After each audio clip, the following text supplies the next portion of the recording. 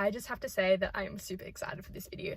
I was reading through what I've scripted out, just some basic points, and oh my god, it's gonna be a good one. It's gonna be a I'm so excited for you to try. I've been looking forward to all week, okay? I've just been working so much that I haven't been able to film it. But now we have it. We're having little car chats. Righty, let's get into it. I can't leave you hanging. The issue isn't that you're in a low mood. It's okay to feel stressed or angry or irritated. Feel what you need to feel. The issue is getting stuck in that emotion for longer than you need to the point where it stops you from doing the things that you want to do and living in alignment with your best self. Low mood wants you to stay in bed. It wants you to wallow because you are giving it the attention that it wants. But do not fret, because I'm going to tell you exactly what you can do to pick yourself up. Remember, you are your greatest resource. That's right. You are your greatest resource, okay? Firstly, I just want to note that I'm actually a big advocate for social support and reaching out to friends and families to get through hard times. However, people are not always going to be around. So it's just very important to learn how to do it yourself, because you're always going to have yourself, you know. Let's talk about self-soothing. By self-soothing, you are able to create your own safety and peace. That is a superpower. You are creating trust in yourself, and you will begin to hold that belief that you can handle anything that comes your way because you are equipped and have the tools to do that. The first step is to let yourself know that you are not going to abandon yourself and that you are going to be there for yourself. When you are in an unpleasant emotional state, you're in survival mode. Your body's not functioning at its best because it's using its energy to handle the stress that is currently happening.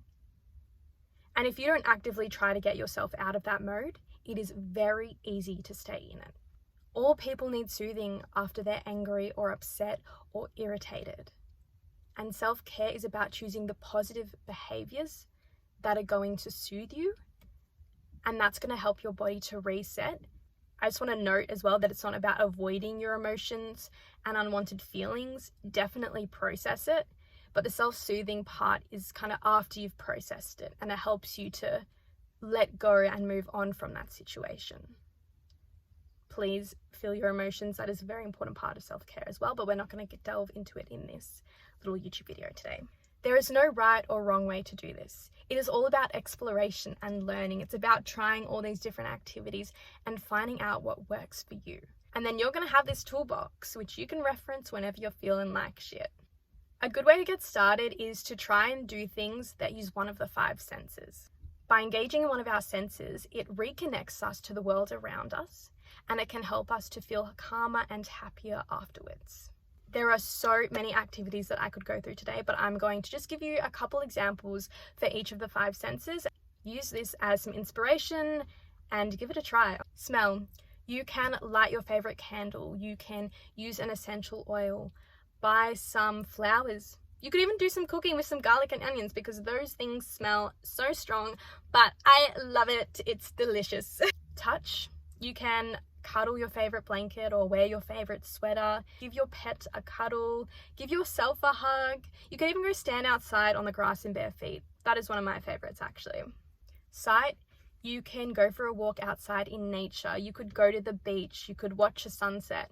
You could look through photos of loved ones, or even just watch a TV show if you're not feeling like you want to get out of the house. You could even do some mindful coloring, which is a fun one, or just cleaning your room, because when you've got all that clutter there and you can see it, it can kind of make you feel worse. So that's also a good option as well if you want to try something different for sight. So for sound, you could listen to your favorite music, you could listen to ASMR, do a meditation, or even just sit outside and listen to nature. Listen to the birds, listen to the bees, the trees, anything that is around you at that time. Taste, you could make yourself a coffee or a tea. You could cook something for yourself. You could even chew on some gum or suck on some mints. That'll definitely work your taste buds, because mints are spicy. You could even combine multiple of these. You could take a warm bath while eating some chocolates and strawberries with some essential oils in the bath, in the water, while watching your favorite TV show. Mixing all of them together, that's That's the big one. The big self-care moment is when you just indulge in all 5 of them, okay? And it's amazing. Okay, and then the last one I'm going to discuss today is movement. Whilst it's not one of the 5 senses, I think it is one of the most important things you can do for yourself. When you are in a high emotional state, the emotions are so full of energy and buzzing around you, yet you are staying stagnant, whether that's lying in bed or sitting down. So what is that emotion meant to do? How are you going to be able to let it go? You can move. Go for a walk, go for a run, go to the gym. If you don't feel like doing any of those things, you can just go and dance like nobody's watching. Just any form of movement to release that emotion in your body. And fun fact, when you move, it releases a chemical in your brain called dopamine, which is a feel-good chemical. So by moving, you already know that you're going to feel happier for it.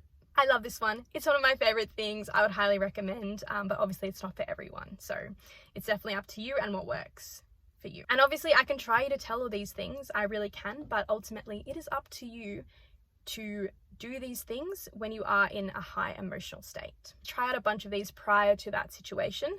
You could get some inspiration online as well, and then maybe rate it each activity out of 10.